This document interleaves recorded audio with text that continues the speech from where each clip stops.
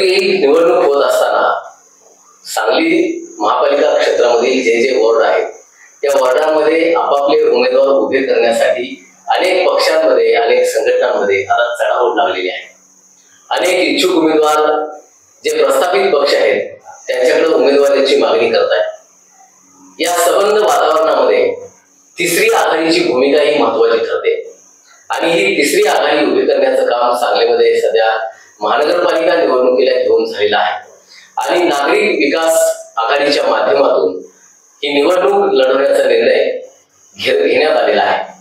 आपल्याबरोबर आता सध्या नागरिक विकास आघाडीचे काही शिलेदार आहेत जे प्रत्यक्ष निवडणुकीमध्ये उमेदवार म्हणून उतरणार नाही, परंतु या आघाडीच्या माध्यमातून अनेक तरुणांना अनेक होतकरू तरुणांना ज्यांना राजकारणापेक्षा समाजकारण करायचं आहे, एक लोकांची सेवा करण्याचा उद्देश ज्या उमेदवारांचा आहे अशा उमेदवारांना घेऊन ही निवडणूक त्यांना सामोरी जायचं आहे.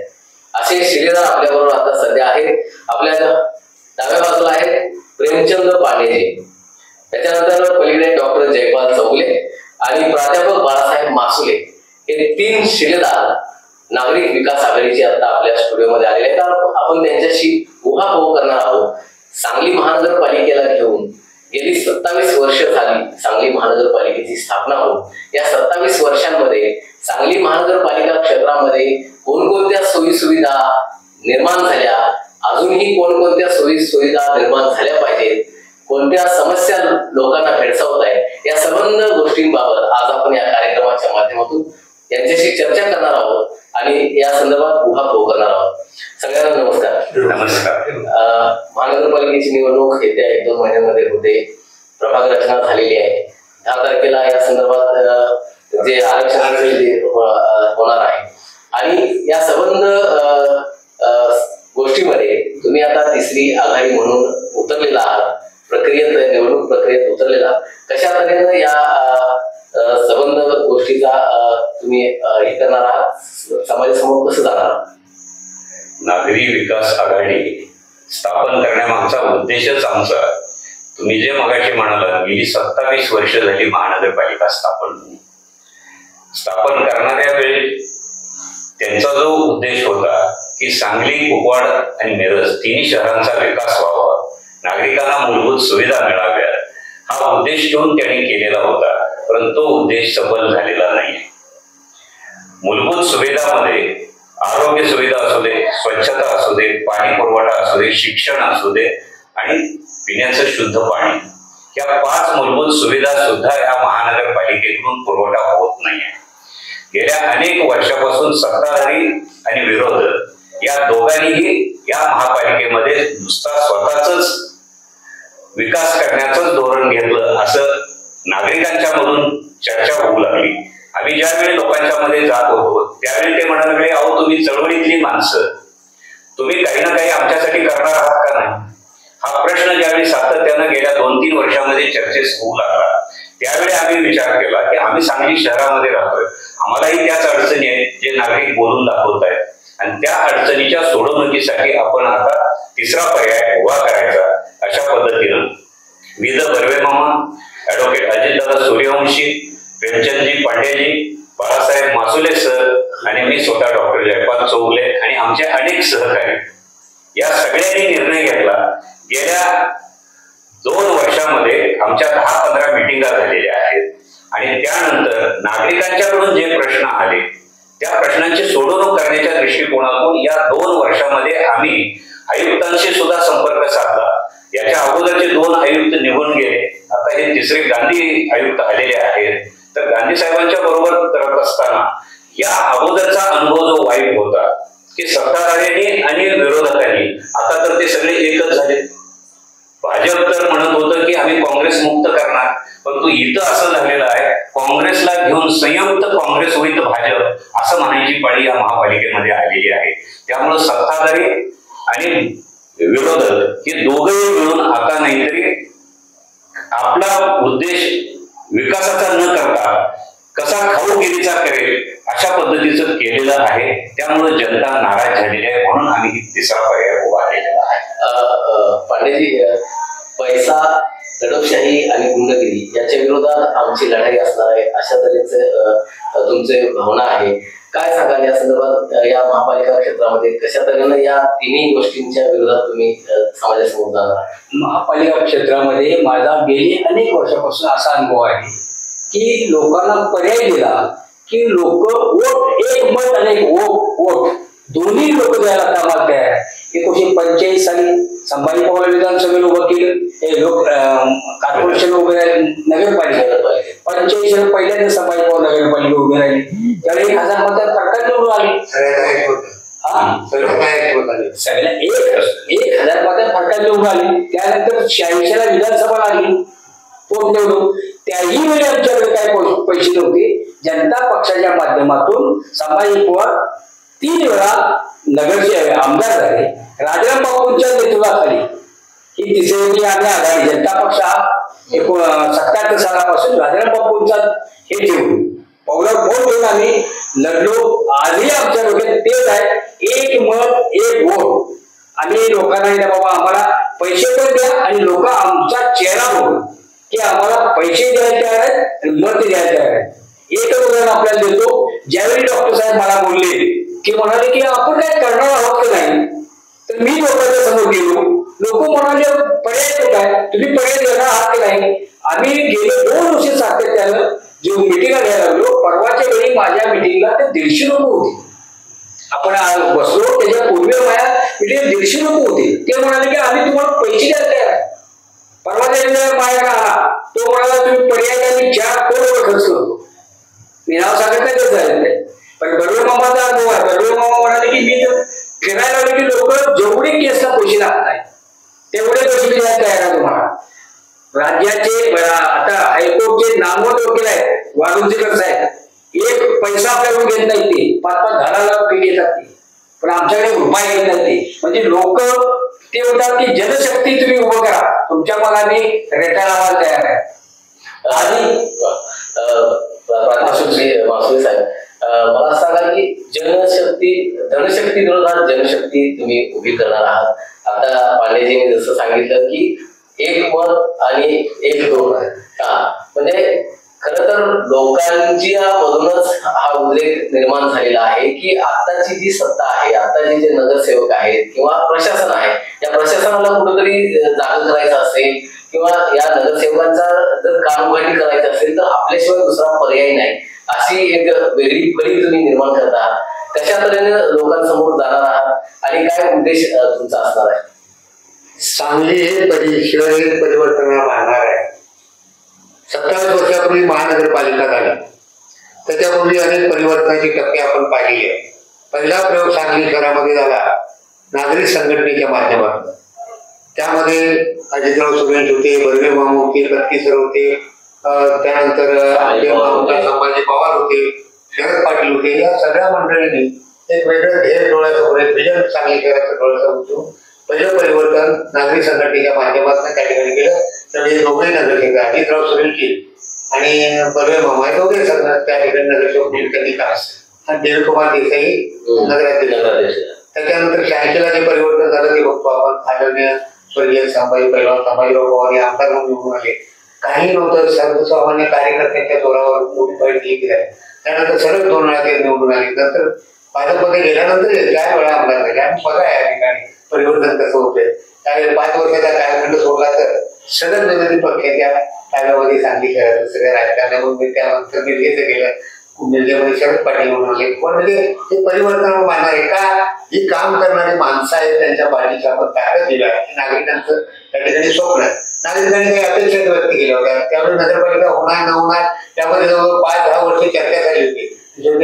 अण्णासाहेब राजेंनी सांगलीला नगरपालिकेचा दर्जा दिला. सांगलीमध्ये खूप वाटतं एक महानगरपालिका झाली आणि महानगरपालिका झाल्यानंतर एक वेगळं स्वप्न लोकांच्या समोर डोळ्यासमोर ठेवलं गेलं की चांगल्या पद्धतीचा विकास होईल. पण या 26-27 वर्ष या कालखंडामध्ये ज्या अपेक्षा होत्या, बकार वस्त्या वाढत गेल्या, प्रचंड गुंठेवारीमध्ये सगळं विस्तार होत गेला, तिन्ही शहराचा समान विकास झाला नाही.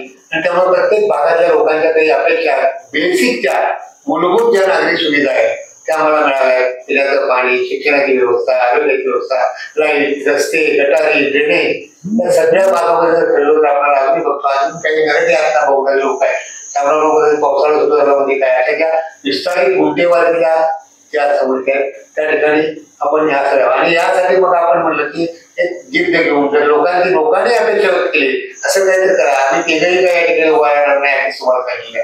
परंतु जे लोक येतील आता बघतोय आपण सत्ता मिळवण्यासाठी कशा पद्धतीनं सत्तेची साठवारी चाललेली आहे. सकाळी एका पक्षात, दुपारी एका पक्षात, संध्याकाळी एका पक्षात. आणि या सगळ्या ठिकाणी गेल्या 5-7 वर्षामध्ये काय ना महापालिकेमध्ये निवडून गेल्याने नगरसेवक किती आपापल्या पक्षामध्ये राहिले, किती लोकांनी पक्षात केले हे सगळ्यांना माहिती आहे. त्यामुळे पक्षांच्या बद्दल सुद्धा वेगवेगळ्या पक्षांच्या ताब्यात सत्ता दिली त्याच्याबद्दल सुद्धा लोकांच्या मनामध्ये आता विश्वास राहिलेला नाही. काम करणारे जर आपण त्या ठिकाणी योग्य ती उमेदवार दिले, पर्याय त्या ठिकाणी लोकांच्या समोर ठेवला तर लोक निश्चितपणे या ठिकाणी साथ देतात. की मागचा जर इतर सांगली मिरज कुपवाडचा जर आपण पाहिला तर आपण त्या ठिकाणी अनुभवलेला. त्यामुळं या ठिकाणी आता लोकांच्या मध्ये जागृती झाली. लोकांना माध्यमामध्ये एवढं पॉवरफुल त्यांच्यापर्यंत सगळी माहिती पोहोचवलेली आहे की त्यांना कळतंय काय योग्य आहे काय योग्य आहे आणि हे पर्याय योग्य त्या पद्धतीनं द्यायचं. या ठिकाणी पर्याय देत असताना एक आघाडी नागरिक विकास आघाडी या नावानं पर्याय द्यायचं आणि त्या पर्यायाला दिलं उमेदवार आपल्याकडे येतील चांगले असतील त्याची अपेक्षा व्यक्त काय असेल ती नगरपालिकेमध्ये निवडणूक उभारायला काय असतील त्या ठिकाणी आम्ही कोण येतात त्याच्या व्यक्ती चांगली असेल काय करणार असेल कोणत्याही पक्षाचे उद्या जरी आले तर आमच्या त्याच्यातून नागरिक विकास आघाडीच्या माध्यमातून त्यांना तिकीट देऊन सर्व पक्षीय अशा पद्धतीचे आघाडी या ठिकाणी आणि त्या ठिकाणी एकच महत्वाचं आहे प्रामाणिकपणाने निष्ठा. कुणाची प्रामाणिकपणा जनतेची, प्रामाणिकपणा निष्ठा ही जनतेची. ज्या जनतेच्या मतावरती आपण निवडून येतो त्या जनतेला जे आपण एक जाहीरनामा देणार तो जाहीरनामा सुद्धा अनेक भागामध्ये आम्ही ठरवून गेले प्रमाणे बघतो. लोकांनी ज्या अपेक्षा व्यक्त केल्या काय आम्हाला पाहिजे त्यांचाच जाहीरनामा जनतेचाच जाहीरनामा घेऊन या ठिकाणी उतरायचं आणि उतरल्यानंतर त्यांना वेगवेगळ्या पद्धतीचा न्याय द्यायचा. एक वेगळ्या पद्धतीचे विचार डोळ्यासमोर ठेवून आम्ही ठरवायलो. त्याच्यामध्ये आदरणीय ऍडव्होकेट अजितराव सुरेश असेल, भव्य मामा असतील, अयुब पटेल असेल, निरजकर असतील असे अनेक लोक जिल्ह्यातले कोकणचे सगळे कार्यकर्ते त्या ठिकाणी होते. त्यांनी सांगितलं तुम्ही फक्त आम्हाला थोडंफार मार्गदर्शन करा आम्ही ही निवडणूक लढवतो आणि लढवत असताना सगळ्यांना बरोबर घेऊन जायचं. चांगले उमेदवार पर्यायी उमेदवार लोकांच्या मनामध्ये छाप पडणारे उमेदवार दिले तर पैसा महत्वाचा भाग नाही. लोक आज काम करणाऱ्या मंडळींनाच पाठीशी उभा राहतात. आपण अनेक उदाहरणं समाज पवारांचं उदाहरण सांगितलं, शरद पाटीलचं सांगितलं, राजू शेट्टींचं उदाहरण आपल्या स्वाभिमानी शेतकरी संघटनेचं आहे. जिल्हा परिषद पासून खासदारकीपर्यंत त्यांनी निवडणूक त्यांच्याकडे काही पैसा नव्हता. आता या ठिकाणी म्हणतात लोक निवडणुकीला पैसा लागतो बघू पर्याय आपण द्यायचा त्यांच्यासाठी प्रयत्न करायचं. हे स्वप्न एक वेगळे स्वप्न घेऊन वेगळे जाहीरनामा घेऊन नुसता नाही. एक प्रश्न त्यांनी विचारले त्याचा योग्य तो जाहीरनामा तो जनतेचा जाहीरनामा त्यांनी जी अपेक्षा व्यक्त केली आहे प्रत्येक प्रभागामधले प्रश्न आणि योग्य त्या पद्धतीने लोकांच्या पर्यंत जाऊन प्रबोधन करणं आणि प्रबोधनाच्या माध्यमातून या ठिकाणी ही निवडणूक लढवणं हे एक विचार घेऊन अजितराव सुरेशजी आणि भव्य मामा सारखी सगळी जी ज्येष्ठ मंडळी आहेत ज्यांनी नागरी संघटनेच्या माध्यमातून नगरपालिकेमध्ये काम केलेलं आहे अशा लोकांच्या मार्गदर्शनाखाली सगळ्यांना बरोबर घेऊन पुढे जायचं हा विचार घेऊन आम्ही आता तुम्ही ही निवडणूक सामोरे जाणारच आहात तर खरं तर ही चळवळीतून आलेली अनेक वर्ष तुम्ही चळवळ सांगलीमध्ये उभी केलेली आणि ती धरून ठेवण्याचं काम तुमच्या माध्यमातून झालेलं आहे. परंतु तुम्हाला असं वाटत नाही का की आपण निवडणूक सामोरे ठेवून आता आपण यामध्ये आलो त्याच्या अगोदरही काही तुम्ही आहात वेगवेगळ्या पातळ्यांवर काम करताय परंतु महानगरपालिकेच्या निवडणुकीला सामोरं ठेवून त्याच्या आधी काही अशा भूमिका किंवा अशी आंदोलनं महापालिकेच्या विरोधात भ्रष्टाचाराच्या विरोधात मनमानी करणाऱ्या अधिकाऱ्यांच्या विरोधात तुम्ही उभी करायला पाहिजे होती असं मला वाटतंय. तुमचा प्रश्न बरोबर आहे. गेली 40 वर्षे मी स्वतः डॉक्टर जयपाल जोगले राहायला सांगितलं. संभाजी पवार आप्पा शरद पाटील सर यांच्या बरोबरच नागनाथ अण्णा नाईकवडी एक धाडशी आणि क्रांतिकारी चळवळीमध्ये ज्यांनी काम केलं त्यांच्या मार्गदर्शनाखाली सुद्धा या 13 दुष्काळी तालुक्यांच्या पाण्याचा प्रश्न जो होता शेतीच्या पाण्याचा प्रश्न आणि बरोबर पिण्याच्या पाण्याचा प्रश्न त्या सांगलीत राहून आम्ही झोकून देऊन त्याचं नागनाथ अण्णांच्या बरोबर काम केलेली माणसं आहोत. त्याच वेळी स्वतः बाळासाहेब मासुले सर जिल्हा परिषदेमध्ये निवडून आले, मी स्वतः मिरज पंचायत समितीला निवडून आलेलो आहे. आणि प्रेमचंद पांडेजी हे तर नाहीतरी या तिन्ही आमदारांना पुढे हे करण्याकरता सातत्यानं नाहीतरी होते. मग हे चळवळ उभा राहिली कशी, तर हे तिन्ही नेते जे जे आंदोलन करतील, संभाजी पवार आप्पा रिक्षाचं आंदोलन करत होते, रिक्षावाल्यांच्यावरती अन्याय होत होता, त्यांना थांबे मिळत नव्हते, त्यांना व्यवस्थित दर मिळत नव्हता, आरटीओचा त्रास होता. त्यावेळी त्या रिक्षाच्या आंदोलनामध्ये आम्ही सगळे बरोबर होतो. आम्हाला बापूसाहेब मगदूम, बाबा आढाव हमालांचं आंदोलन करणार, परंतु त्याला ताकद देण्याचं काम या तिन्ही आमदारांनी केलं. त्यावेळी बिनीचे शिलेदार म्हणून आम्हीच बरोबर होतो त्यांच्या.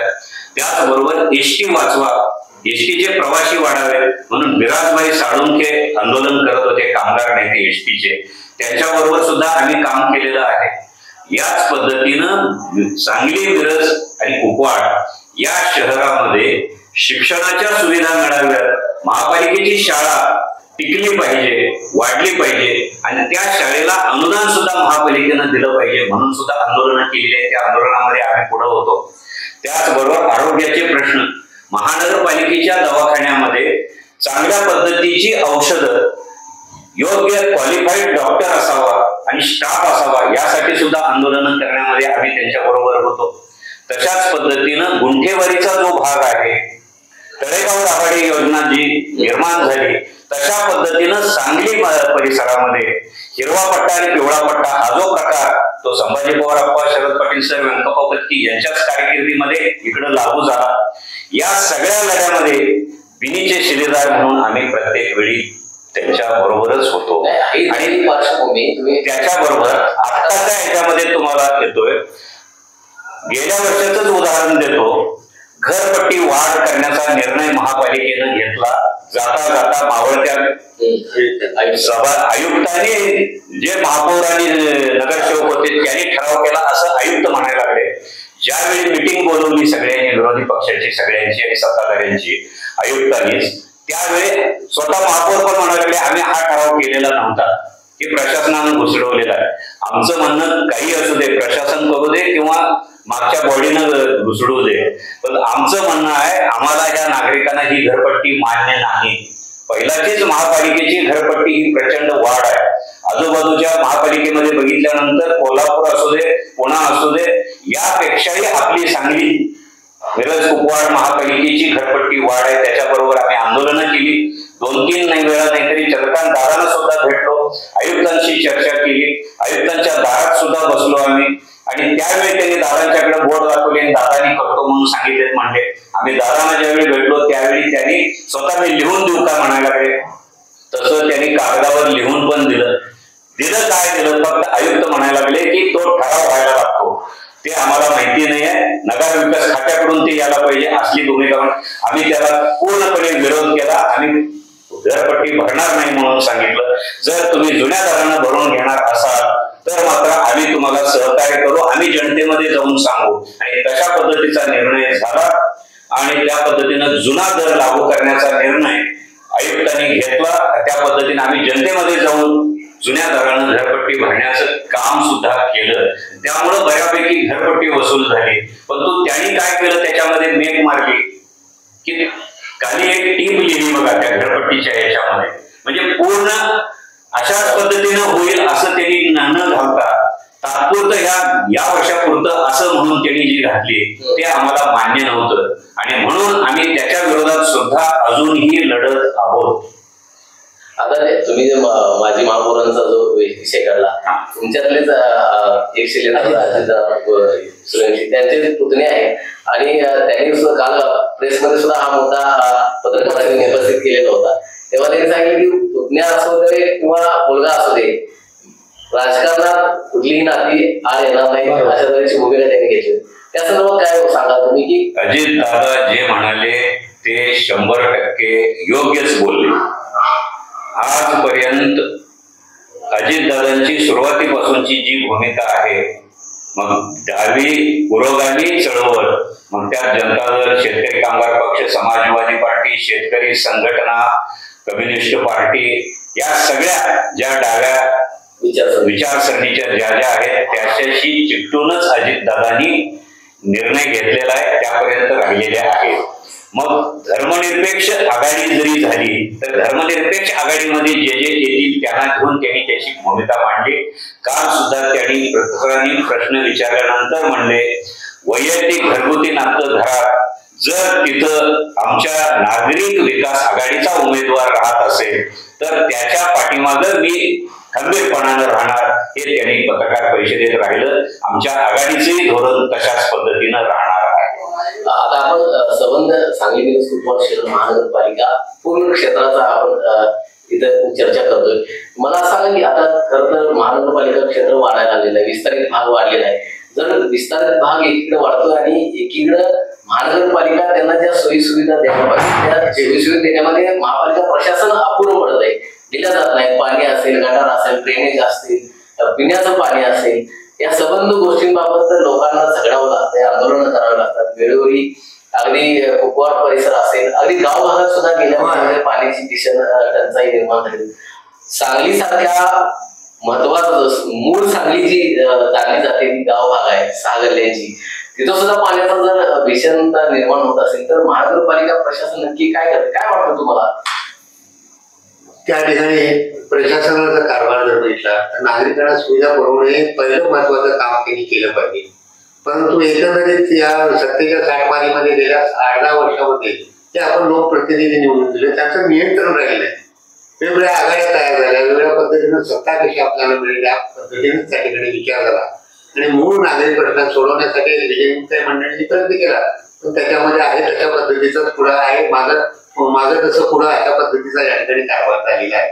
त्यामुळे आता आम्ही यामध्ये पडण्याचं कारण तुम्ही म्हणलं आम्ही चळवळे आमच्यामध्ये बर्वे मामा हे सातत्यानं कायदेशीर मार्गाने लढा घेत आहेत. नगरपालिकेचा असू दे, महापालिकेचे प्रश्न असू दे, त्यांचं सातत्यानं प्रयत्न चालू असतात. वेगवेगळ्या व्यासपीठावर त्यांचे प्रयत्न असतात. अजितरावांनी सुद्धा अनेक प्रश्न या ठिकाणी वेगवेगळ्या कामगारांची आंदोलनं झाली, त्याच्यामध्ये त्यांचं सक्रिय योगदान, कायदेशीर त्यांना सल्ला मार्गदर्शन चालूच आहे. आम्ही आमच्या परिणाम त्या पद्धतीने जे काही व्यक्ती पाठवले त्या ठिकाणी महापालिकेचा हा व्याप लक्षात देता ज्या पद्धतीनं एक वेगळी उठाव करायला होता. पहिल्यांदा निवडणूक लागल्या घरपट्टीचा प्रश्न निर्माण झाल्यानंतर आम्ही सगळे एकत्र आलो, त्याच्याविरुद्ध सगळा आवाज उठवला. त्यामध्ये सत्ताधारीमध्ये असणाऱ्या नगरसेवकांनी सुद्धा खूप मदत केली. त्यांनी केली नाही असणार, त्यांना सुद्धा ही वाट काही नको होती, त्यांनी सुद्धा मदत केली. त्यांनी या ठिकाणी थांबवा त्यासाठी जे काही करता येईल त्यांनी केली. मंत्र्यांनी त्याला त्या पद्धतीने साथ दिली. अशी चळवळ चालू आहे. पण ज्या पद्धतीनं पूर्वी कसा एक आमचे मार्गदर्शक होते 25 किंवा आदरणीय साहेब संभाजी पवार असतील, शरद पाटील होते, आता ती जरा पोकळी निर्माण झाली. पण आता अजितरावांनी बरेचदा मामाने ती पोकळी भरून काढली. त्यांनी आम्हाला बोलवून घेतलं, बाबा आपण असं करूया. यामध्ये फार वैचारिक भाग नाही आहे. जे लोक चांगले स्वच्छ आहे, चांगल्या पद्धतीचं काम आहे, त्याची प्रतिमा जनतेमध्ये आहे, असं कुठल्याही पक्षाच्या विचाराचे लोक असते येऊन येत आपल्याकडे. आपण त्यांना घेऊन एक चांगलं व्यासपीठ तयार करूया आणि त्यांना या व्यासपीठाच्या माध्यमातून ही निवडणूक लढवी आहे, एक वेगळा कार्यक्रम जाहीरनामा व्यवस्थित घेऊ. जे प्रश्न आता आमच्या पुढे मांडलेले आहेत त्याचा व्यवस्थित आणि जाहीरनामा सगळे मुद्दे घातलेले आहेत फक्त. आणि काही गैरप्रकरण झाले त्याच्यासाठी बर्वे मामा लढा घेत आहेत न्यायालयाच्या माध्यमातून. त्यांचे सातत्यानं पत्रके असतात, त्यांचा तो लढा चालूच आहे. त्यालाही लोकांच्यापर्यंत का विकास झाला नाही, किती पैसे अडकलेले आहेत, कशा पद्धतीने काय झाले, हे वेगळ्या ठिकाणी सभा घेऊन त्या पद्धतीनं जनतेचं प्रबोधन करणं आणि चळवळी अनेक केसेस नुसतं दाखल केलेलं नाही, निकाल दाखल करून निकाल मिळवून जनतेचा पैसा वाचावा, जनतेवरती भुर्दंड बसू नये म्हणून HCL जे कंपनी आणलेली होती त्याचा जो घोटाळा होता काय, तर जन्म मृत्यूचे जे दाखले आहेत 5 रुपयामध्ये आपण अगोदर घेत होतो, त्या दाखल्याला 65 रुपये जनतेला, 50 रुपये जनतेकडनं घ्यायचे आणि महापालिकेनं 65 रुपये त्या कंपनीला द्यायचं. हा कारभार कुठं कसं काय? तर त्या विरोधात लढा दिला, मामाने ते जिंकलं आणि त्यामुळं आपण त्या दाखल्याचे जे पैसे ज्याला जाणार होते ते वाचले. तशाच पद्धतीनं आरोग्याच्या दृष्टिकोनातून असू द्या, अनेक भूखंड जे आहेत त्या भूखंडाचं श्रीखंड म्हणून तुम्ही पेपरवाल्यांनी प्रेसला पातळे दिला, त्या संदर्भात BOT तत्वावर बांधायला दिलेल्या भूखंड वाचवण्याच्या कामामध्ये सुद्धा बर्वे मामा पुढाकार घेत होते. त्यांच्याबरोबर आम्ही ही सगळी मंडळी त्यावेळी होतो. तुम्ही जो मूळ प्रश्न विचारला, महापालिकेचं प्रशासन, गाव भागामध्येच मी राहतो, पाण्याचा प्रश्न तुम्ही विचारला, काय अवस्था आहे, महापालिकेकडं योग्य कामगार भरतीच नाही. कामगार भरती नसल्या कारणामुळे आणि हंगामी कामगार ते कॉन्ट्रॅक्ट पद्धतीने, त्यामुळं योग्य पद्धतीनं त्या कामावरती प्रशासनाचंच दुर्लक्ष व्हायला लागले, लक्षच नाही आहे प्रशासनाचं. त्यामुळं कशा पद्धतीनं पाण्याच्या सुविधा द्यायला पाहिजे, मग पाणी पुरवठ्याचे जे जबाबदार अधिकारी असतील आणि त्यांच्या खालच्या हाताखालचे कामगार असतील त्याच्यावरती लक्ष ठेवणारी मंडळी न ठेवल्या कारणामुळं तो भाग जो आहे तो पाण्यापासून वंचित राहिलेला आहे. तुम्हाला असं वाटतंय का की हे संबंध जे पाण्यासारखी क्षुल्लक गोष्ट म्हणजे सगळ्यात महत्वाची मूलभूत गरज म्हणजे पाणी आहे, म्हणजे पाण्याची मूलभूत गरज सुद्धा लोकांची पूर्ण करू शकत नाही, असे यामध्ये नगरसेवक असतील किंवा प्रशासन असेल हे कुचकामी ठरते.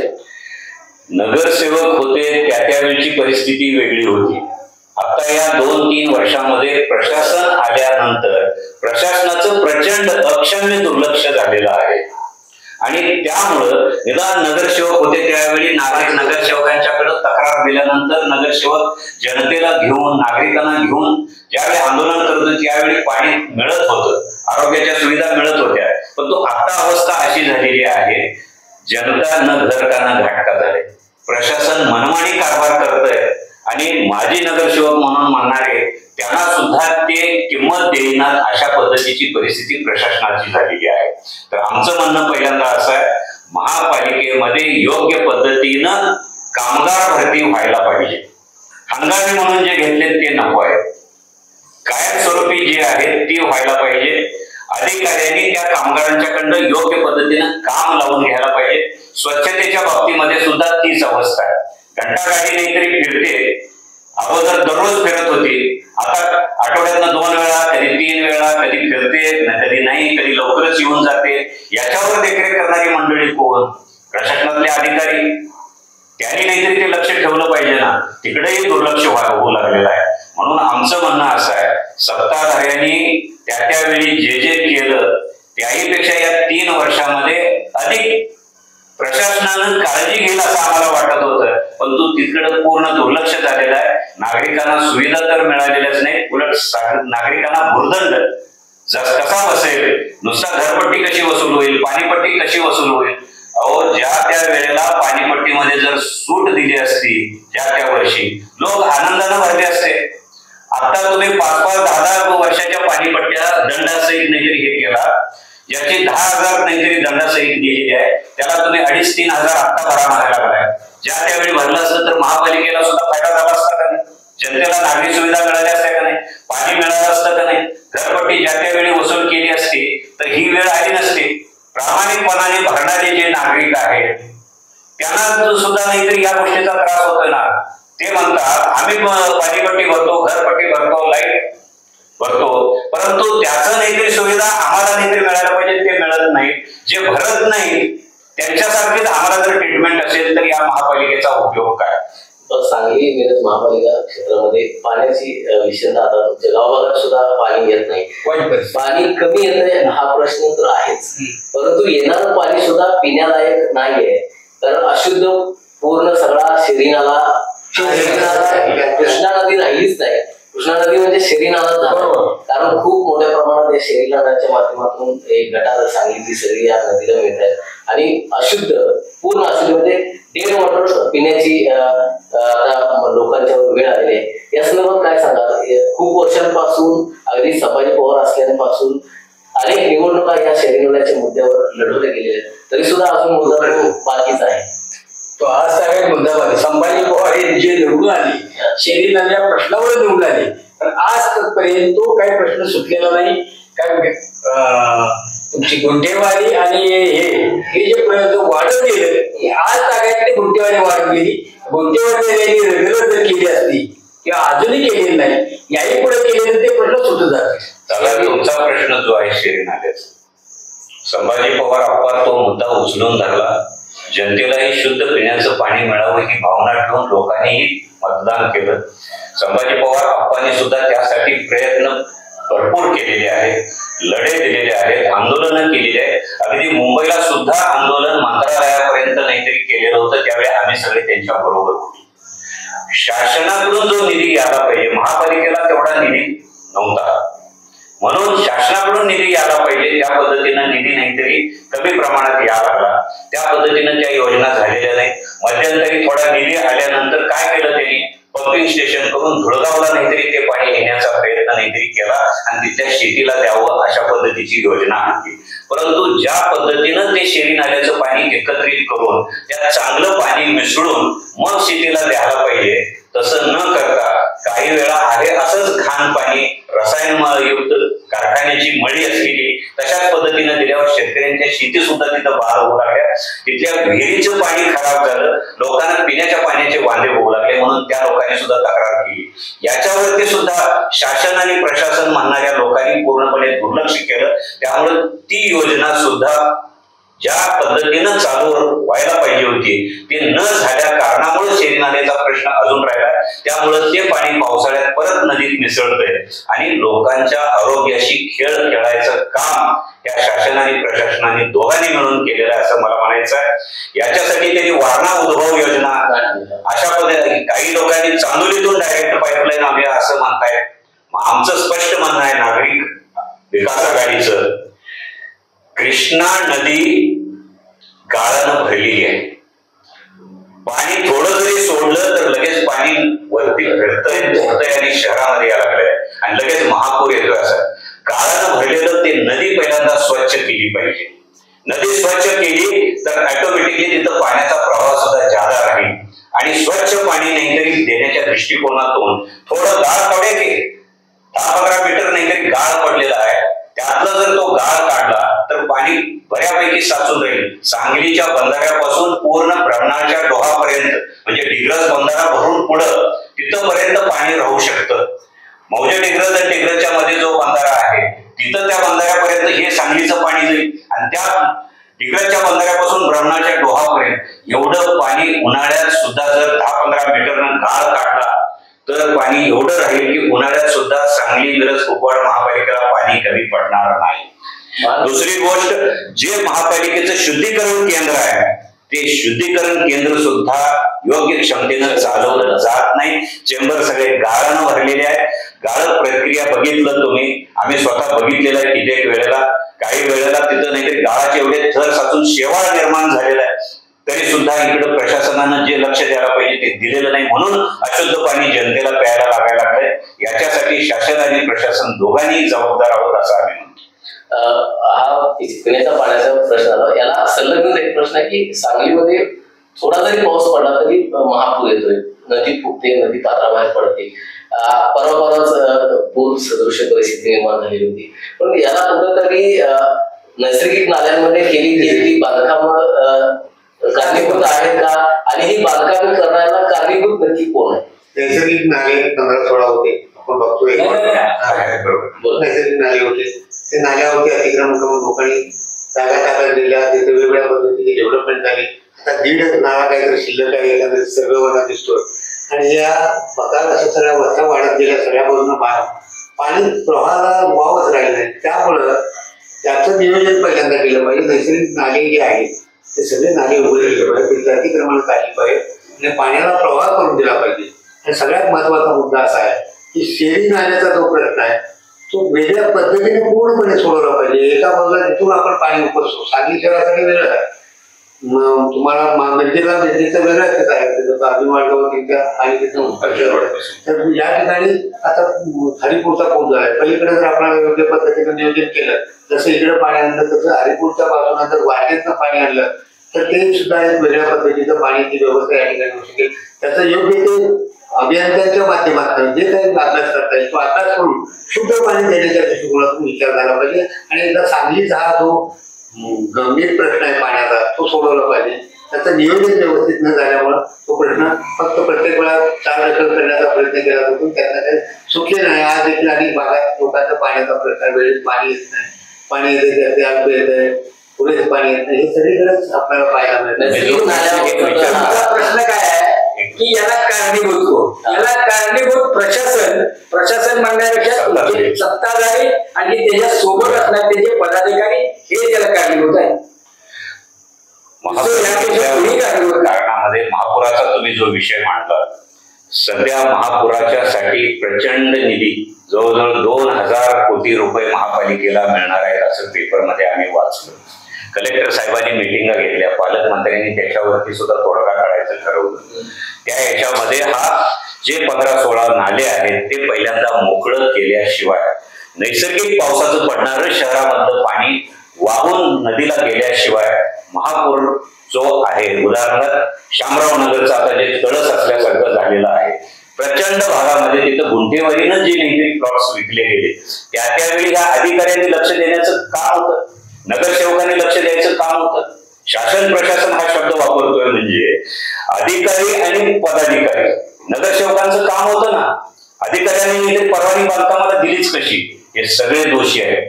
जे दोषी असतील त्यांच्यावरती कारवाई व्हायला पाहिजे. यासाठी विध बर्वे मामा अनेक वेळा नाहीतरी कोर्टामध्ये गेलेले आहेत, पत्रकारांच्याकडे सुद्धा गेलेले आहेत. कोर्टातनं त्या पद्धतीनं निकाल आले. हरित लवाद जो आहे त्याच्या सुद्धा प्रदूषणाच्या बाबतीमधले सुद्धा निकाल आणलेले आहेत. हे सगळं असताना सुद्धा त्याची अंमलबजावणी जी महाराष्ट्र शासनाच्या विभागाकडून व्हायला पाहिजे ती झालेली नाही. वसुली जी व्हायला पाहिजे, गेल्या 15-20 वर्षामध्ये अनेक केसेस जिंकलेले आहेत. अनेक नगरसेवकांच्या वरती सुद्धा आणि अधिकाऱ्यांच्या वरती सुद्धा जे दोषी असतील त्यांच्याकडून वसुली करून घ्या म्हणून आदेश आलेला आहे. त्याची सुद्धा अंमलबजावणी जर झाली तर सर्वसामान्य जनतेला जो प्रामाणिकपणानं कर भरतोय, घरपट्टी भरतोय, पाणीपट्टी भरतोय, त्याला सुविधा मिळायला काहीही अडचण नाही आहे. जवळजवळ 25 ते 30 कोटी रुपये यांच्याकडून वसूल होण्यासारखे आता नाही ऑर्डर्स आहेत आणि जवळजवळ 100 ते 150 कोटी वसूल पात्र आहेत. अशा पद्धतीचे निकाल विध बर्वे मामांनी मिळवलेले आहेत. ही सगळा जर रक्कम आली तर तुम्ही म्हणता तसा शिरी नाल्याचा प्रश्न सुद्धा मिटून जाईल, योग्य शुद्ध पिण्याच्या पाण्याचा प्रश्न सुद्धा मिटून जाईल आणि विद्युत घोटाळा एक प्रचंड प्रमाणामध्ये झालेला आहे, त्याचाही निकाल आलेला आहे. त्याची सुद्धा अंमलबजावणी केली तर सांगली, मिरज आणि कुपवाड महापालिकेमध्ये आता जे समृद्धा म्हणून जी आलेली आहे त्या कंपनीच्या मार्फत जो आता खेळखंडोबा चालू आहे, दिवसा काहीतरी लाईट चालू राहत आहे आणि रात्री मात्र 2-2 तास नाहीतरी लाईट जातोय. हा खेळखंडोबा बंद व्हावा, योग्य पद्धतीनं प्रशासनानं त्याच्यावरती लक्ष द्यावं आणि वसूल पात्र जे रक्कम आहेत ते पहिल्यांदा वसूल शासनानं करावे. जे कोण दोषी असतील त्यांना पहिल्यांदा नोटिसा काढाव्या. ही मागणी आम्ही तुमच्या माध्यमातून, ही जनतेची मागणी आहे, नागरिकांची मागणी आहे आणि नागरिक मागणी करत असल्यामुळे आम्ही नाव सुद्धा नागरिक आणि विकास शहरांचा करायचा आहे म्हणून विकास सगळ्या मिळून आम्ही सगळे संघटना, पुरोगामी संघटना, सर्व पक्ष जे या विचाराचे आहोत त्या सगळ्यांना मिळून आम्ही नागरिक विकास आघाडी या माध्यमातून या महापालिकेला या निवडणुकीमध्ये आम्ही नेतृत्व उतरत आहोत. शेतकऱ्याचा प्रश्न असेल किंवा पाण्याचा प्रश्न तर आहे, याबरोबर सगळ्यात महत्वाचा प्रश्न सांगली मिरज कुपवाड शहर महानगरपालिकेत मोठा जो आता गहन विषय बनून राहिलेला आहे तो म्हणजे रस्त्याचा विषय आहे. कारण खूप गल्ली बोळातील रस्ते तर खराब आहेतच, परंतु अगदी मेन रोड सुद्धा खड्ड्यांनी भरून गेलेले आहेत. अनेक ठिकाणी परवा 100 कोटी रस्ता झालेला आहे, नव्यानं झालेला रस्ता आहे. नव्यानं काम चालू असताना त्या रस्त्याला भगदाड पडण्याची जी काही अवस्था निर्माण झाली होती, डीमार्ट समोर मोठं भगदाड पडलं. त्याच्यानंतर त्याच्या पुढे आल्यानंतर सिव्हिल हॉस्पिटल रोडला आपण वळतो, दिगंबर मेडिकलच्या बरोबर समोर खूप मोठी भगदाड पडली. तिकडं आपल्या संजय नगरच्या चौकामध्ये तिथं एक भगदाड खूप मोठं पडलं. अशा तऱ्हेची चांगली कामं, कोट्यवधी रुपये खर्चून कामं केली जात आहेत आणि कामं चालू असतानाच अशा तऱ्हेनं भगदाड पडण्याची घटना आणि लोकांचं जीवित धोक्यात येण्याची घटना या महापालिका क्षेत्रामध्ये करत आहे. इकडे सगळं दुर्लक्ष होतंय. त्या संदर्भात तुमची भूमिका नागरिक विकास संघटनेची काय राहणार आहे आघाडीची? नागरिक विकास संघटनेनं जाहीरनामा जो प्रसिद्ध करणार आहोत आम्ही, त्या याच्यामध्ये हे सगळ्या प्रश्नांचा उहापोह आहे. निश्चितपणानं रस्त्याच्या संदर्भामध्ये तुम्ही जे म्हणतात त्या पद्धतीनं जे नाहीतरी कॉन्ट्रॅक्ट किंवा ठेकेदार नेमणं, कुणाला देणं, तो योग्य काम करणार आहे का नाही हे बघण्याची जबाबदारी कुणाची आहे? महापालिकेच्या शासनाच्या अधिकाऱ्यांची आहे. दुसरी गोष्ट, ते देत असताना टेंडर पद्धतीमध्ये सुद्धा घोळ आहे. अशा पद्धतीचं वातावरण आहे. योग्य माणसाला, प्रामाणिक काम करणाऱ्या माणसाला आणि अनुभवी माणसाला त्या पद्धतीचं काम जर झालं आणि शासनानं लक्ष दिलं अधिकाऱ्यांनी तर होऊ शकतं. इथं काय होतंय, कॉन्ट्रॅक्टर एक असतो, त्याच्या हाताखाली सब कॉन्ट्रॅक्टर आणि त्याच्या हाताखाली थर्ड कॉन्ट्रॅक्टर. थर्ड कॉन्ट्रॅक्टरच्या कडून कामं होत असल्यामुळं गल्ली बोळातले रस्ते तर अगदीच खड्डेमय झालेले आहेत. तुम्ही 100 कोटीचा रस्ता म्हणला, त्यावेळी त्या भागामध्ये काम करणारे जे जुने अधिकारी आहेत त्यांना माहिती पाहिजे ना, कुठं नाहीतरी पेव आहे, कुठं नाहीतरी खड्डे आहेत. अगोदर लोकांनी धान्यासाठी पेव केली होती, हरिपूर वगैरे भागामध्ये हळदीला जशी पेव केलेली होती तसं धान्य साठवण्याला बऱ्याच प्रकारे पेव होती. तशाच पद्धतीनं ज्यावेळी आपण नाहीतरी रस्ता बांधतो 100 कोटी रोड म्हणल्यानंतर जवळजवळ 100 वर्षे त्याच्यावरती काही होणार नाही अशा पद्धतीचं नियोजन शासनानं करायला पाहिजे होतं. परंतु शासनाचं दुर्लक्ष, कॉन्ट्रॅक्टरचं सुद्धा म्हणावं तसं लक्ष नाही का, तर इथं कुठंतरी टक्केवारी आणि त्यामुळं खराब रस्ता व्हायला जबाबदार हे शासन प्रशासन दोघंही आहे. आणि त्यामुळं आता गेल्या वर्षाचंच उदाहरण म्हणजे या वर्षीच म्हणा, राम मंदिर पासून मिरज पर्यंत जो रोड नाहीतरी केला तो रोड खराब होता का? कुणाची तक्रार होती का ती रोड व्हावी अशी? कुणाचीही मागणी नव्हती. आलेला शासनाचा पैसा चांगल्या रोडवरतीच नुसता मलमपट्टी केल्यासारखं केलं आणि लाखो नव्हे कोट्यावधी रुपये तिथं नाहीतरी खर्च केले.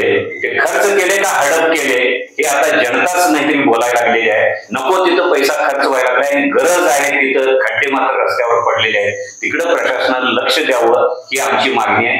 हा लढा आमचा त्यासाठी आहे. आपण शेवटाकडे थांबवला काय म्हणायचं? 18+2 20 प्रभाग आहेत. 18 प्रभागामध्ये 4 नगरसेवक आहेत, 2 प्रभागामध्ये 3 नगरसेवक, 78 नगरसेवक निवडून येत आहेत. तर 18 प्रभागाचा प्रभाग आणि त्या प्रभागाचे जे प्रश्न असतील त्याचा सविस्तर अभ्यास करू, त्या प्रभागामध्ये जाऊन त्यांच्या ज्या अपेक्षा आहेत त्या संबंधित संपूर्ण माहिती घेऊ आणि त्यांना न्याय देण्याच्या दृष्टिकोनातून आम्ही जाणार आहोत लोकांच्या समोर. त्यांचाच जाहीरनामा, जनतेचा जाहीरनामा घेऊनच त्यांच्या समोर जाणार आहे. आणि याचा फॉलोअप घेण्यासाठी जे नगरसेवक आमच्याकडे येतील, निवडून येतील, त्यांचं एक वेगळ्या पद्धतीचं प्रबोधन करून प्रत्येक महिन्याला तुझ्या प्रभागामध्ये मिटिंग, तिथल्या जनतेशी संपर्क, त्यांचे प्रश्न समजावून देणे, त्याचा फॉलोअप देणे, ते सोडवणे, ही प्रक्रिया सातत्यानं 5 वर्ष कशी राहील या संबंधित वेगळी यंत्रणा आम्ही त्या ठिकाणी एक राबवण्याचा प्रयत्न करणार. पण योग्य तो जाहीरनामा घेऊ, त्यामध्ये रस्ते गटारी आहेत, सगळे तुम्ही मुद्दे मांडले, त्या सगळ्या प्रश्नांना आम्ही त्याचा महापालिका क्षेत्रामध्ये आपण ज्या आता मुद्द्यांवर चर्चा केली हे तर मुद्दे प्रकर्षानं जाणवत होत आहे. त्याच्यापेक्षा एक मुद्दा जाणवतोय जो लोकांना खूप त्रास देतो, तुम्ही मोकाट जनावर कुत्रे आहेत, यांचा खूप मोठा प्रादुर्भाव लोकांना समजा. अगदी लहान लहान मुलांवर, ज्येष्ठ नागरिकांवर हल्ले केल्याच्या घटना आपल्या सांगलीमध्ये गेल्या काही महिन्यांपूर्वी घडलेल्या आहेत. आणि असताना हे संबंध जे मोकाट जनावर असतील, मोकाट कुत्री असतील, यांच्याकडून जे होणारे हल्ले आहेत त्या संदर्भात महानगरपालिका प्रशासन कुठंतरी जबाबदार आहे का? कारण कुत्र्यांचं जे नसबंदी करायला पाहिजे ती जी प्रक्रिया आहे ती कुठेतरी कुचकामी ठरते का? निश्चितपणानं तुम्ही म्हणता त्या पद्धतीनं गेली 25 वर्ष नगरपालिका होती तेव्हा प्रमाण कमी होतं असं म्हणायची पाळी आली. महापालिका झाल्यापासून मोकाट कुत्री, मोकाट जनावर, मोकाट घोडी ही सुद्धा रस्त्यावर यायला लागलेली आहे. रात्रीच्या वेळी तुम्ही कुत्र्यांचा जो प्रश्न विचारला, टोळक्यानं 4-5 नव्हे 10-20 अशा पद्धतीचे टोळके. आता मारुती चौकात बघितलं तर तिथं टोळकं बसलेलं आहे. इकडं 100 कोटी रोडला जावा, 3-4 ठिकाणी टोळकी बसलेली आहे. नंतर इकडे विश्रामबागला जावा, इकडं कुपवाड रोडला जावा, MIDC ला जावा, इकडं मिरज भागामध्ये जावा, सगळ्या चौकामध्ये कुत्री आहेत. त्या कुत्र्यांचं नसबंदी करण्याची कॉन्ट्रॅक्ट सुद्धा दिलेली आहे, कुत्री पकडण्याची एजन्सी सुद्धा नेमलेली आहे. परंतु डॉग व्हॅन नावाखाली 1 का 2 आहे, त्यातलं एक चालू नाही आहे, एक बंद पडलेलं आहे आणि मध्यंतरी एक इचलकरंजीला पाठवलंय. अशा पद्धतीचे थाकमाक उत्तर अधिकारी देत आहेत. आमचं स्पष्ट म्हणणं आहे, नसबंदी करा हा एक पर्याय. त्याच्याबरोबर कोंडवाडा असत होता का नाही अगोदर, भटकी जनावरं, फिरती जनावरं, मोकाट जनावरं सांभाळण्यासाठी कोंडवाडा असत होता. तशा पद्धतीनं कोंडवाडा कुत्र्यांच्यासाठी वेगळं, गाई मुलींच्यासाठी, म्हशींच्यासाठी वेगळं आणि घोड्यांच्यासाठी वेगळं, अशा पद्धतीनं कोंडवाडे करावे आणि त्यावरती प्रशासनानं योग्य पद्धतीनं कॉन्ट्रॅक्ट द्यावं. अन्यथा मी मगाशी म्हणलं तसं कामगार नेमावे. तर ते कुत्री पकडणारी कामगार नेमावे, आरोग्य जनावरांचा दवाखाना जो आहे त्याच्यामार्फत त्याची नसबंदी योग्य पद्धतीनं व्हावी आणि ते कोंडवाड्यात कोंडावे. काही लोक कुत्रे पाळतात ते सुद्धा नाहीतरी संध्याकाळी फिरायला नावानं सकाळी संध्याकाळी फिरवतात. त्या वेळी सुद्धा इकडं नसबंदी होते आणि तिकडं त्या कुत्र्यांच्या माध्यमातून त्या मादींचं परत फलन होतच ना. तिथं कुठं रोख आहे, तिथं कुठं नाहीतरी हे आहे, शासनाचं कुठं बंधन नाही आहे. आणि ते फिरवणारे ते संडास लघवी कुठं करतात ते कुत्रे, ती जनावर रस्त्यावरच करतात ना. नागरिकांना हाही त्रास होतोय. नागरिकांची ती सुद्धा मागणी आहे. मोकाट कुत्र्यांच्या मोकाट जनावरांच्या बद्दल सुद्धा कोंडवाडे जसे करावे तसं जे मालक कुत्रं पाळत असतील, जनावर पाळत असतील त्यांनी त्याची देखभाल करावी. त्या पद्धतीनं पट्टा बॅचेस लावावे, नॉमिनल बॅचेस लावून परत संध्याकाळी बिन साखळीचं सोडू नये. मिरजेमध्ये एका कुत्र्यानं काहीच नाहीतरी लचका तोडलेला नाहीतरी पेपरमध्ये तुम्ही वाचला असाल. प्रत्यक्षात कितीतरी मुलांच्या वरती, महिलांच्या वरती, तरुणींच्या वरती हल्ला झालाय, ज्येष्ठ नागरिकांच्या वरती हल्ला झालेला आहे. याला सगळं हे शासन प्रशासन जबाबदार आहे. शासनानं त्याच्याकडे दुर्लक्ष केल्यामुळे ह्या घटना घडतायत. आयुक्त साहेबांना आम्ही हात जोडून विनंती करतोय, तुम्ही आलेला आहात, सक्षमपणानं पावलं उचलायला लागले आहे, पण तुमच्या हाताखालचे अधिकारी आणि त्यांच्या हाताखालचे जे नाहीतरी नोकर वर्ग आहे त्यांच्याकडे नाहीतरी अजून तुम्हाला लक्ष द्यावं लागेल. लगेच जादूची कांडी म्हणून लगेच नाहीतरी सत्यम गांधी साहेब आले होईल असं आम्ही पण म्हणणार नाही, पण अधिकाऱ्यावरती वचक जरा तरी किमान राहायला पाहिजे ही भूमिका आम्ही निश्चितपणानं मांडतो. त्याची कुत्र्यांची संख्या तुम्हाला वेगवेगळ्या भागामध्ये टोळक्यानं कुत्री फिरतात. याला कुठेतरी जैविक कचरा जो पडला जातो, चिकनची दुकानं असतील, मटणाची दुकानं असतील, यामधून जो जैविक कचरा तयार होतो तो असा रस्त्याच्या कडेला किंवा कचरा कुंड्यांमध्ये फेकला जातो. ते खाण्यासाठी कुत्र्यांची टोळकी येतात आणि महानगरपालिका त्याच्यावर नियंत्रण करू शकत नाही. निश्चितपणा नाही. चिकन 65 असू देत, वेगवेगळे गाडे असू देत, वेगवेगळे नाहीतरी चौकात जे जे नाहीतरी गाडे राहिलेले आहे, खोकी आहे, त्या ठिकाणचा जो नाहीतरी हा कचरा, मग तो नाहीतरी चिकन 65चा असू द्या किंवा बाकीच्या याचा सुद्धा खाण्याच्या पदार्थाचा असू द्या, अगदी भेळचे गाडे, पाणीपुरीचे गाडे, वेगवेगळे नाहीतरी काय म्हणतो आपण नाश्ता सेंटर्स, या सगळ्यांचा कचरा सुद्धा योग्य त्याची विल्हेवाट लावली जात नाही. कचरा सकाळी ज्यावेळी होते महापालिकेची गाडी फिरते ती नुसताच फिरते, त्याच्यामध्ये वेगळा कचरा करून टाकावा म्हणून ओला कचरा, सुका कचरा हे, पण त्यावेळी ते होतंय का नाही बघायची जबाबदारी कोणाची. ते जे कामगार येतात ते डबे घेऊन नाहीतरी ओततात, त्यावेळी ते योग्य पद्धतीनं जातं का नाही. तशाच पद्धतीनं हे जे गाडी आहेत चौका चौकामध्ये त्याचा कचरा त्यातच पडतो का कचरा कोंडाळ्यामध्ये पडतो. तर खऱ्या अर्थानं तुम्ही म्हणला तशा पद्धतीनं चौका चौकात आणि चौकाच्या बाजूला जे रोड आहेत त्या रोडवरतीच तिथं नाहीतरी जे कचरा कोंडाळे तिथंच तो कचरा टाकला जातो. त्यामुळे ही भटक्या कुत्र्यांची, भटक्या जनावरांची, भटक्या गाढवांची, भटक्या गायींची संख्या वाढायला लागलेली आहे. हेही तेवढंच जबाबदार आहे आणि ते कुत्रे शोकावलेले आहेत आणि त्यांना जर योग्य पद्धतीनं खाद्य मिळालं नाही तर ते नाहीतरी हल्ले कोणावर करणार. मुलांच्या वरती, मुलींच्या वरती, नागरिकांच्या वरती, माणसांच्या वरतीच हल्ले करायला पाहिजे आणि त्यामुळे नाहीतरी हा प्रश्न गंभीर झालेला आहे. आता आपण मुलाखतीच्या शेवटाकडे येतोय. दादा मला असं सांगा की आता नागरिक विकास आघाडी स्थापन केलेली आहे. अनेक तरुणींना जे सामाजिक काम करायला लागले त्यांना तुम्ही आवाहन करताय, आपल्याशी जोडून घेताय, परंतु हे काम करत असताना आता समाजासमोर कसं जात आहे. कारण तुम्ही प्रेसमध्ये सांगितलं होतं की सभांच्या माध्यमातून आम्ही लवकरच 3 शहरामध्ये सभा घेतोय. कशा तऱ्हेनं ही भूमिका पार पडणार आणि काय असणार आहे. तुम्ही म्हणालात त्याप्रमाणे कालच्या प्रेसमध्ये सुद्धा आम्ही सांगितलं, सांगली, मिरज आणि कुपवाड 3 शहरामध्ये प्राथमिक अवस्थेमध्ये आम्ही एक मोठ्या चौकामध्ये एक सभा घेणार आहोत. तिथं जनतेला आम्ही आव्हान करणार आहोत, तरुणांना, कार्यकर्त्यांना आव्हान करणार आहोत. जे जुने जाणते लोक असतील, अनुभवी असतील आणि ते जर काम करायला इच्छुक असतील तर त्यांनाही आम्ही सामावून घेणार आहोत. तरुण तरुणींना तर घेणारच आहोत, परंतु ज्येष्ठांचा सुद्धा अनुभव महत्वाचा आहे आणि त्या दृष्टिकोनातून आम्ही आव्हान करणार आहोत. पहिल्यांदा सांगलीमध्ये नाही तर एक मारुती चौकामध्ये आम्ही एक सभा घेतोय, मिरजेला दुसरी सभा किसान चौकामध्ये घेतोय आणि तिसरी सभा कुपवाडला आर.पी. पाटील चौकामध्ये तिथं घेतोय. या 3 सभेमध्ये आम्ही आव्हान करतोय. अनेक लोक आता आम्हाला, आता तुम्ही कालच प्रेस झाल्यावरती प्रेसमध्ये बातम्या ऐकून आता अनेक फोन यायला लागलेत आम्हाला आणि त्या फोनच्या माध्यमातून आम्ही त्यांना सांगतो की तुम्ही तुमचा पूर्ण बायोडाटा, तुम्ही किती वर्ष काम करता, कशा पद्धतीनं काम केलेलं आहे आणि तुम्ही का नाहीतरी निवडणूक लढवायला आमच्या ह्याच्यातून येऊ लागलाय, या सगळी पूर्ण माहिती घेऊन या. आणि आमचं ऑफिस नवरत्न हॉटेलच्या माडीवरती कामगार भवनचं जे शेतकरी कामगार पक्षाचं ऑफिस आहे, तिथं आम्ही नाहीतरी नागरी विकास आघाडीचं ऑफिस केलेलं आहे. तिथं संपर्क साधा, तिथं आमचा माणूस तिथं आहेच आणि त्या ठिकाणी तिथं संपर्क साधून द्या असं आम्ही म्हणतो. या पद्धतीनं 3 शहरामध्ये या सभा झाल्यानंतर आम्ही प्रभाग वाईज सभा घेणार आहोत आणि प्रभाग वाईज सभा झाल्यानंतर तिथूनही आम्हाला काही लोक मिळणार आहेत आणि त्यातून आम्ही नाहीतरी घेऊन मग नाहीतरी उमेदवार निवडणार आहोत. आता अर्ज केला, मी इच्छुक आहे म्हणला, आम्ही असं करणार नाही. आमचे 11 लोकांची कमिटी आहे. त्या 11 लोकांमधले 6 लोक आम्ही जे आहोत ते आम्ही कुठेही निवडणूक या महापालिकेत लढवणार नाहीये, परंतु पूर्ण ही छाननी करण्याची जबाबदारी आम्ही आमच्यावर घेतली.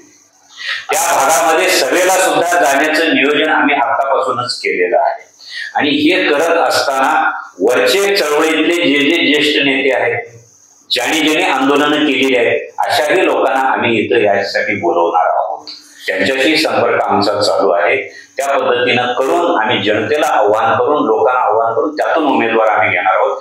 स्वच्छ चारित्र्याचे, प्रामाणिकपणानं काम करण्याची आवड असलेले नव्हे तर आतापर्यंत काम केलेल्यांना आम्ही प्राधान्य देणार आहोत. आता 10 तारखेला आपलं आरक्षण जे सोडत होते, खरं तर नागरिक विकास आघाडीकडं 10 तारखेनंतर उमेदवाराचा ओघ जास्त लागला असं म्हणायला हरकत नाही. कारण इतर पक्षामधून इच्छुक असणारे तिथं तिकीट नाही मिळालं म्हणून तुमच्याकडं येणाऱ्या उमेदवारांची संख्या जास्त आहे. ती भूमिका कशी पार पडणार? कारण खूप लोकांचा ओघ इकडं राहील. बरोबर. आता आम्ही त्यासाठी असं केलं, त्या उमेदवारासंबंधी त्याचं पाठीमागचं बॅकग्राऊंड काय आहे, त्याने सामाजिक कार्य केले आहे, राजकारणामध्ये किती वर्ष आहे, त्याची इमेज काय आहे, सर्वसामान्य लोकांच्या मध्ये, त्या वार्डामध्ये आम्ही जाणारच आहे, प्रभागामध्ये तिथल्या लोकांचंही मत त्या उमेदवाराबद्दल आम्ही देऊ.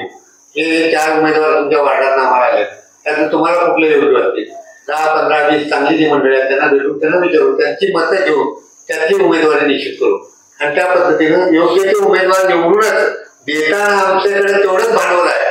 पैशापेक्षा आणि ह्याच्या वेगळ्या ताकदीपेक्षा स्वच्छ प्रतिमेचे उमेदवार हे महत्वाचे आहेत. आणि आम्ही लोकांनाही आव्हान केलं, हो तुम्ही बाहेर पडा, आम्ही जर बसलो आतमध्ये तर हे असंच चालणार आहे पुढं, याच्यामध्ये काही परिवर्तन होणार नाही. काही आम्ही भूमिका घेतल्या, मागच्या लोकांनी परिवर्तन घडलं तसं आता आम्ही फक्त भूमिका घेतलेल्या आहे. त्या भूमिकेला तुमची जर साथ मिळाली तर निश्चितपणे महापालिकेच्या माध्यमातून परिवर्तन होईल. एक अपेक्षा आणि स्वप्न बघून आम्ही वाटचाल करतो आणि आमचा जाहीरनामा जर मंजूर पाहिजे. जाहीरनामा आम्ही थोड्याच दिवसामध्ये जाहीर करणार आहोत. यामध्ये सगळे मुद्दे आम्ही कव्हर केलेले आहेत आणि हे जे प्रश्न तुमचे जे आहेत ते तरी याच्यामध्ये आहेत, ते सोडून आणखी आहेत. याच्या बरोबरच आमचा जाहीरनाम्यामध्ये हे मूलभूत प्रश्नावरती आपण आता बोललो, खरे जे प्रश्न आहेत सांगली मिरज कुपवाड महापालिकेचा विकास, मग त्यामध्ये एसटी स्टँड आता एक आहे, त्याच्यापेक्षा त्याच्याबरोबर दुसरं नाहीतरी माधवनगर रोडवरती जो आहे तिथं मिरजेच्या जवळ तिथं नाहीतरी दुरुस्तीचं त्यांचं जे आहे त्या ठिकाणी, त्याच्याच बरोबर रेल्वे, सांगलीची रेल्वे स्टेशन त्याचा विकास कसा होईल, तिकडे गाड्या जास्तीत जास्त कसं येईल, मिरजेला जंक्शन म्हणून आहे पण ज्या सुविधा, ज्या वेगवेगळे प्लॅटफॉर्म्स पाहिजे त्या संदर्भात आहेत, कोल्हापूरच्या विमानतळा संदर्भामध्ये नाहीतरी आमची नाहीतरी आग्रही भूमिका आहे. असे अनेक विषय घेऊन त्याच्याच बरोबर आणखी सांगली जिल्ह्यामधला जो शेतमाल असेल, फळं असतील, द्राक्ष, डाळिंब, या सगळ्या याची बाजारपेठ आज नुसता सांगली मिरज कुपवाडमध्ये नाही आहे, ती परदेशाला सुद्धा कसं जाईल यासाठी सुद्धा सांगली महापालिका जी आहे ती सक्षमपणानं कसं होईल या सुविधा देण्याच्या दृष्टिकोनातून सुद्धा नागरिक विकास आघाडीच्या माध्यमातून आम्ही हा जाहीरनामा प्रसिद्ध करतो. काही मंडळी आहेत, तज्ञ व्यक्ती, त्यांचा इंजिनिअरिंग मधला अभ्यास आहे, मेडिकल मधला आहे, शिक्षणामधला आहे, अशा लोकांनी सांगितलेलं आहे आम्ही तुम्हाला प्लॅन देतो, तुम्ही आमच्यावर जबाबदारी स्वतः प्रत्येक प्रभागात आम्ही अभ्यास करतो, तिथे काय केले पाहिजे, काय प्रश्न आहेत ते कसे सोडवले पाहिजे, त्याचं योग्य ते नियोजन करण्यासाठी एक वेगळी टीम, मी काही एनजीओनी सुद्धा मदत करतो म्हणून सांगितलेलं आहे. त्यांच्याशी काही एनजीओशी आमचा संपर्क आहे, त्या सगळ्यांची मदत देऊन सांगली मिरज कुपवाडचा सर्वांगीण समतोल विकास सर्व भागामध्ये आणि जे वस्त्या वाढलेल्या वाडी वस्त्यामधले प्रश्न बाहेर काय त्याला पहिला प्राधान्यानं त्यांना देणं. बेघर लोकांच्यासाठी वाल्मिकी आवाज बांधून ठेवले त्या ठिकाणी घरकुल मोकळी आहे ती घरकुल वाटपाचा प्रश्न आहे. म्हैसाळ रोडला तिथे प्रचंड बांधून ठेवले मिळतील तिथेही कोणाची वसाहत नाही. निश्चित तिथं काय आहे त्याचा त्यांनी काय अभ्यास केला का नाही त्याबाबतीत सुद्धा योग्य तो अभ्यास करून बेघर लोकांना सुद्धा त्या ठिकाणी योग्य त्या पद्धतीने कारण शासन पातळीवर मोठे कॅम्पेन राबवलं जातं बेघरांना घर तर त्या दृष्टिकोनातून सुद्धा सांगली कुपवाड भागामध्ये योजना कशी शासनामार्फत चांगल्या पद्धतीने राबवू आणि त्या जागेमध्ये जास्तीत जास्त सुविधा देण्यासाठी एक निश्चितपणे प्रयत्न करण्याचं नियोजन करू. त्यासाठी तज्ज्ञांनी आम्हाला स्पष्ट शब्द दिलेला आहे तुम्हाला पाहिजे ती मदत आम्ही देतो तुम्ही फक्त पुढे होऊन या ठिकाणी योग्य त्या उमेदवारांनी या ठिकाणी लढा द्या. नक्कीच सांगली मिरज कुपवाड शहर महानगरपालिकेची निवडणूक येत्या काही महिन्यांमध्ये होते आणि या निवडणुकीच्या पार्श्वभूमीवर आज आपण या नागरिक विकास आघाडीच्या माध्यमातून एकत्र आलेलो होतो. त्यांच्या ज्या काही संकल्पना आहेत त्यांचा जो अजेंडा आहे त्यांचा जो जाहीरनामा आहे तो नक्की काय आहे लोकांच्या बाबतीत त्यांच्या काय भूमिका राहणार आहे या संबंध गोष्टींबाबत लोकांना भेडसावणाऱ्या ज्या काही समस्या आहेत रस्त्याची समस्या असेल मोकाट जनावर असतील मोकाट कुत्री आहेत पाण्याची समस्या आहे शहरी नाल्याची समस्या आहे या संबंध समस्यांच्या बाबतीत आज आपण या प्रभागातील माझं विजन या कार्यक्रमामध्ये उहापोह केला चर्चा केली आणि खरं तर नागरिक विकास आघाडीच्या माध्यमातून हे संबंध शिलेदार आज आपल्या स्टुडिओमध्ये आलेले होते आणि त्यांची जी काही भूमिका आहे लोकांना घेऊन त्यांचा जो अजेंडा आहे त्यांचा जो जाहीरनामा आहे त्या संबंध जाहीरनाम्याच्या बाबतीत त्यांना यश प्राप्त हो त्यांच्याकडं खूप नगरसेवक उमेदवारांचा ओघ लागो आणि सगळ्या वॉर्डांमध्ये सगळ्या प्रभागांमध्ये त्यांचे उमेदवार त्यांना मिळो ही अपेक्षा आपण या ठिकाणी व्यक्त करूया आणि इथंच थांबूया. धन्यवाद. नमस्कार.